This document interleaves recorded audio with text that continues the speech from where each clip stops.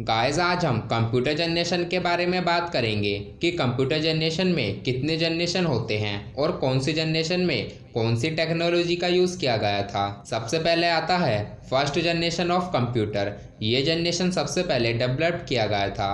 Ekart and Mauchly develop first electronic computer in 1946 in USA. Eckert और Mauchly ने पहला computer 1946 में बनाया था, वो भी यूएसए में। The time period of first generation of computer was from 1946 to 1959। जो फर्स्ट जनरेशन का टाइम पीरियड था वो 1946 से 1959 तक था। Vacuum tube was the core element in first generation of computer.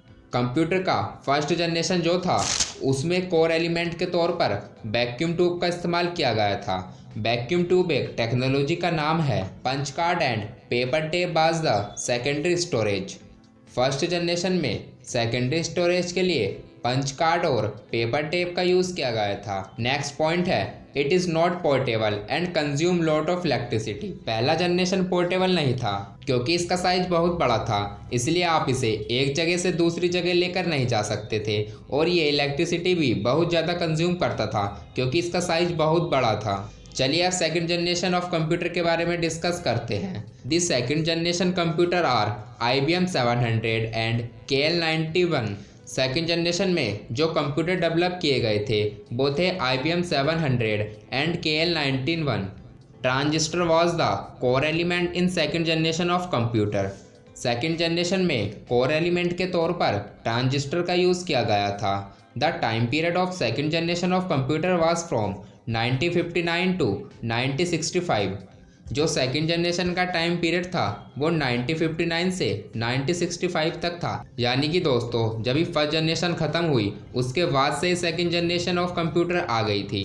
Tapes and magnetic disk was use for secondary storage. Second generation में secondary storage के लिए टेप एंड मैग्नेटिक डिस्क का यूज़ किया गया था। Smaller, reliable and faster than first generation of computer and required less power to operation। Second generation computer first generation computer से छोटा और तेज़ था और यह इलेक्ट्रिसिटी भी बहुत कम कंज्यूम करता था फर्स्ट जनरेशन ऑफ कंप्यूटर से। अब आता है third generation of computer. The third generation computer are IBM 360 and NCR 395 developed by Jack Kilby. Third generation में जो कंप्यूटर बनाए गए थे उनका नाम IBM 360 और NCR 395 था जो जैक केल्वी के द्वारा बनाए गए थे। और दोस्तों थर्ड जनरेशन में ही ऑपरेटिंग सिस्टम और मिनी कंप्यूटर डेवलप हुए थे। Integrated circuits was the core element in the third generation. Third generation में कोर एलिमेंट के तौर पर इंटीग्रेटेड सर्किट का यूज़ किया गया था जिसकी शॉर्ट फॉर्म ICS होती है। The time period of third generation of computer was from 1965 to 1971। Third generation का जो टाइम पीरियड था वो 1965 से 1971 था। Magnetic disk was use for secondary storage. इसमें मैग्नेटिक डिस्क को सेकेंडरी स्टोरेज के लिए यूज़ किया गया था। Smaller than second generation. Third generation में जो कंप्यूटर डेवलप हुए थे उनका साइज सेकेंड जनरेशन कंप्यूटर से छोटा था। चलिए अब फोर्थ जनरेशन के बारे में बात करते हैं। The fourth generation computer are DEC 10 and star 1000।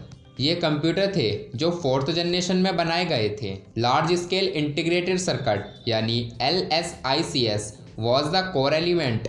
Fourth generation में कोर एलिमेंट के तौर पर लार्ज स्केल इंटीग्रेटेड सर्किट का यूज़ किया गया था जिसकी शॉर्ट फॉर्म LSICS होती है।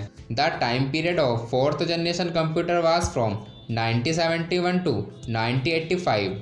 फोर्थ जनरेशन का जो टाइम पीरियड था वो 1971 से 1985 तक था। Semiconductor were use for primary storage.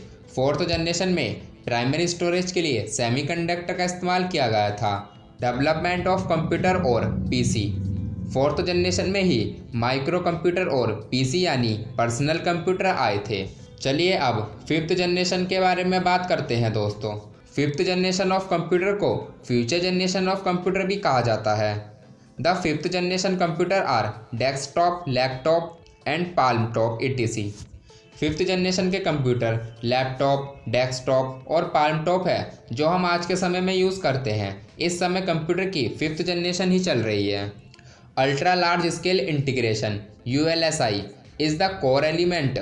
ULSI fifth generation यानी आज की जनरेशन का कोर एलिमेंट है। The time period of fifth generation is from 1985 to till date. जो फिफ्थ जनरेशन का टाइम पीरियड है वो 1985 से टिल डेट यानी अभी तक है। RAM and ROM is used for primary storage and HDD hard disk drive and SSD is used for secondary storage। Fifth generation में हम प्राइमरी स्टोरेज के लिए रैम, रैंडम एक्सेस मेमोरी और रोम, रीड ओनली मेमोरी का use करते हैं और HDD and SSD का यूज़ सेकेंडरी स्टोरेज के लिए करते हैं। गाइस, अब आपको जनरेशन ऑफ कंप्यूटर समझ में आ गई होंगी। अगर अभी भी आपका कुछ डाउट है तो आप कमेंट बॉक्स में पूछ सकते हैं।